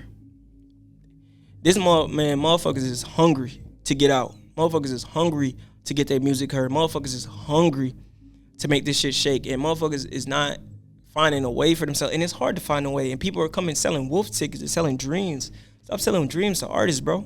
Like, if you a motherfucker that's selling a dream, bro, you're gonna get exposed out here. Like, motherfuckers really know what's going on, bro. Like, that's selling dreams, that LA, come to LA and get a loft and be in debt by $500,000, and then you never make your money back. And then nah, bro, that shit, come on, bro. We're not buying that shit no more, bro. We're not caring about that shit, bro. Like, that shit don't move me, bro. Like, having things that you don't own to have a look and an image that's not truly your authenticity, like, who give a fuck, bro? Like, and understand, like, stop being excited about that, and don't be so hungry that you lose the sight of who and what you are. That's what I'm really talking about right now. Don't be so hungry for what's on the other side that you misplace yourself, because this is what matters. This is what you gotta live with for the rest of your life. No matter what your artist name is, no matter what your actual name is, whatever's inside of you, your spirit, is really what's real. Because remember, all that other shit is just made up. Like, it's someone gave it to you. Like, you gave it to yourself, your mama gave it to you, but what's inside of you is something that you was born with. You got to run with that shit. And when you get on the record and when you spill that shit out, that's something coming out of you, bro. And you got to understand the worth of that. That shit that's history in the making. Like, it's history every day. Like, you walking your testimony. So even making sure you make it, don't let nobody dictate what you make, like, unless it's really you and someone can guide and help. But just make sure you know who you are before you sign anything. If you don't know who you are, you shouldn't be signing nothing. You shouldn't be getting no money in this shit for real if you don't know who you are. Like, why are we giving people that don't know who they are checks, big ass checks to do a whole bunch of shit that then kill, like, because everything affects something else. So then people really out here doing things off of what niggas is saying, and they don't even know themselves. So why are we listening to them? Why is that guiding our youth? Why is that guiding? And you can tell me that's what the youth want to hear. Nah, that's what the youth has been exposed to. We gotta train ourselves to listen different. We gotta train ourselves to hear different. We gotta train ourselves to interpret different. And it starts with helping the youth do this as well, and not perpetrating the same bullshit and just, not letting, that's what we say, like, letting negative stigmas derail you, bro. Like, you bigger than any situation you go through. That's a funny fact. no one can convince me otherwise. You're bigger than anything because you got something inside of you that allows you to breathe. So if you breathe it, you can make some shape. Don't let nobody take away that spirit in you. Spirit of a warrior out now. I got a second to last question for you. All right, yeah, I'm listening. What's your thoughts on the fast food rap? I usually eat at like a Dominican spot near my spot, or I eat, pizza chains near my spot. Like I don't really do fast food. I was saying fast food rap. Oh, I thought you said fast food chain. No, fast food rap. Fast food rap. Same with that. Like I usually eat where it region. Like same thing. I don't really consume it. I love drill rap though. I'm not gonna lie to motherfuckers, but I also interpret it different. I tell you would people, not strike me as a dude who listens to drill. I interpret it as the ops are the crooked police, politicians, and the prison, the school to prison pipeline, and just when I listen to it, bro, the anger that it sums up in me for what I'm going against. But I'm also trained to be. I think you gotta have a trained ear because I'm not looking at it like I'm going to war with other niggas. Yeah. I'm going to war with the system that is trying to oppress me. You know what I mean? So that shit brings something in my spirit that do make me want to drill shit. But the drilling shit I'm drilling the oppression. I'm drilling every motherfucker that think that we still dumb niggas, or I'm drilling every motherfucker that think that a nigga can't do what needs to be done to get his people where it needs to be. I'm drilling everything against us. I'm drilling that shit. I'm beating that shit in. You feel me? That shit's in my way. I'm gonna knock it the fuck down, and I'm gonna use every tool at my disposal to do so. And that's what I get from that shit. So yeah, with the fast food music, like you can make any music you want. Like if it make people move and that's your intention, then cool. Like I'm not saying like you gotta make historical rap or it gotta be crazy potent. Just understand the power of what you're doing, and then make sure it's what you truly want to do and who you're representing yourself well. If you're doing that, then I don't give a fuck what type of music. Yeah, make fun records. And I'm not even saying fun records is fast food music. I don't, like, when it comes to fast food music, like, that's not from my interpretation. Like, I don't really interpret it like that. I'm interpreting, like, what does this song make me feel? Like, I'm not thinking, like, oh, this is some, because at the end of the day, as an artist that put it in the studio and try to make some shit. So it's like, what do I feel about this? And sometimes I'd be like, that's some bullshit, but that's my personal thoughts. That doesn't mean that it's actually some bullshit, especially if it can make people dance, make people feel, and it can make people move, you feel me? Or it spreads. So something is in it that makes it work. Bro, you spitting gems all throughout this shit. Yo, bro, thank you, bro. I mean, I'm chilling, bro. Like, this is a light day. Scattered gems, bro. Bro, yeah, it's a light day, bro. It's a light day, bro. Put in work. Talking about light day. Yeah. Sounds like it's gonna be a light, heavy year for you. With the way light, heavy, even though that didn't even make sense, but it just seems like you're such a natural at this shit that even hard shit doesn't phase you anymore. Yeah. But yeah, bro, it just be me, bro. Like sometimes like this shit be like, bro, the way I think, I don't know, bro. Like it be hard. I'm not gonna lie. Like all this shit's hard, but I'm a communicator. Like I communicate with all the people around me, with anything that's going on, I'm able to communicate. So when it is hard, people around me know. And once the people around me know and I know, and I'm able to assess the whatever I'm going through and then push through and figure out ways to come up with solutions. And then also I protect who the fuck I be around.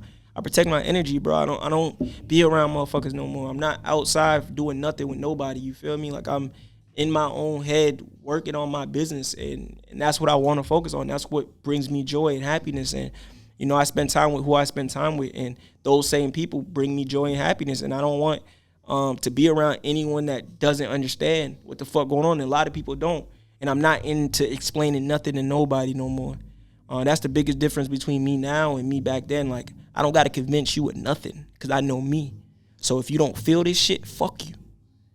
You feel me? And if you wanna take it somewhere different, if you want to make it a war, let's go. Because I'm ready for anything. Terminator, bro. And that's what I'm saying. Like, that's what niggas really got to understand. If you don't feel this shit, either shut the fuck up or fuck you. Because this shit is real. And this shit is this is real life for me. And I dedicated it all. So if a motherfucker don't understand or they not felt and I feel that they don't feel it, then get the fuck out of work, get away from me. Because the people I'm around now, they feel that shit. And we going to war for it because we feel it. You feel me? And that's a lot of things. A lot of motherfuckers who don't feel my shit can't feel nothing. So I don't even give a fuck what happened to them niggas. Period. You talking in this Terminator raw attitude. Yeah, I mean, because that's what, and we can still keep going. I know the camera's about to cut, but that's what motherfuckers don't understand, bro. Like, I'm not here to play. this isn't no joke to me. It's not no game. I'm not doing this because I'm a young nigga who wants to have fun. This is my real life, bro. And I've dedicated and sacrificed it all. And I'm not fucking gonna lose to anyone or anything or anybody. I don't give a fuck if you're bigger. I don't give a fuck if you're richer. I don't give a fuck if you have more industry experience. I'm fucking coming. We're fucking coming. And putting work is going to be a factor. Now, how big of a factor? To be determined. But trust and believe. We're going to do some fucking, we're going to put in work. You talking about, bro. Yo, bro. This energy, yo. This whole, because from what I've seen of you over the past couple of years on social media, this like whole mindset is kind of new. It seems like the mindset's been there forever, but like you said, it's like letting fucking a lion off a leash or some shit, bro. That's what it fucking is. Yeah, it's different and it radiates different because I know my journey to a T now. I understand my whole situation to a T, and I understand that this is what I was born to do for real. Like, I'm not just doing it. I'm not going through the motions. Like, this is my destiny. The universe gonna fuck with me because this is my destiny. So whatever comes is what's meant. So I'm with whatever because I'm scared of nothing. You understand? Like, when you really had that vibe, no one can fuck with you. That's what I'm realizing because I have no fear. I don't care what you think. I don't care what you do. I don't give a fuck. I'm me. And what I got is good. And you're not about to convince me otherwise. So now what? What we talking about? Are you going? We got some work to do? We doing some business? Or you ain't really got shit going. You just talking. I really done did this shit. So now, because there's been steps and times and periods where motherfuckers try to act like I didn't have that shit on me. And I knew I had that shit. But now I know I had that shit. You're not fucking with me, man. Like, you get what I'm saying? Like, you not fucking with me, man. Like, and you not fucking with us. Put in work. New England as a whole, we're coming, bro. And when I tell motherfuckers, it's about to be beautiful, bro. Because it already is. And it's just about scaling and growth and developing. And it's coming, bro. And I waited a long time. I'm not going to fold now. I waited. I monked it the fuck out. Why the fuck would I fold now? Bro. Normally I'd ask people what their goals are and stuff, but you made this message clear.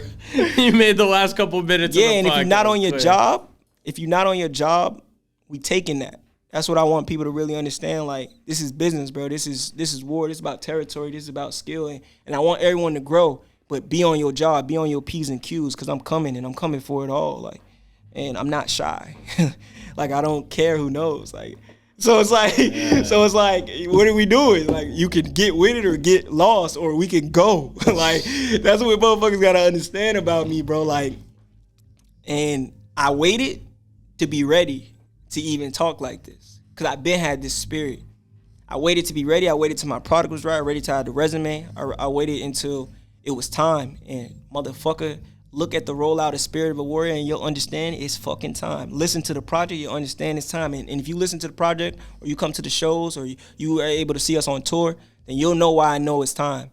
And everything that we got going is a big part of that. So shout out to everybody that contributes, because it's time for real. So I'm just trying to put in work. Let's get it. Shout out to you, bro. Shout out to you. Shout out Spirit of the Warrior. Shout out PutInWork. PutInWork TV. Shout out everybody in this motherfucker, man. And shout out to Do Over Don't, bro. Thank you for providing value consistently. You get what I'm saying? And keep doing this shit, grow this shit. Like I said, it's a media platform, it's a recording studio. If you want to get some records done, come here. They cooking up right now, bro. It's sounding right. So come cook up. Fuck it. Do Over Don't recording, bro. I appreciate it, bro. Let's get it. Bro, thank you for fucking doing the episode in the first place. This was a great one. I needed this. I needed this shit, yeah, bro. This was one, and then you gotta understand when you got some hits. Like, I'm giving this. You drop mad gems, bro. You drop mad gems throughout this shit, bro. Thank you, bro. Thank you. For sure, man. Do Over, don't put in work. Let's get it, man. 2023, let's get it. Before we close it out, do your little infomercial, because you got too many things for me to describe. All right, get your Embody Greatness hats. Listen to Spirit of Warrior now. Come to the shows now and nevers. Support artists, bro. Support your artists. Support your creators. Support your people that make shit move. Shout out to Sadiq for people that make shit go. You feel me? And support people.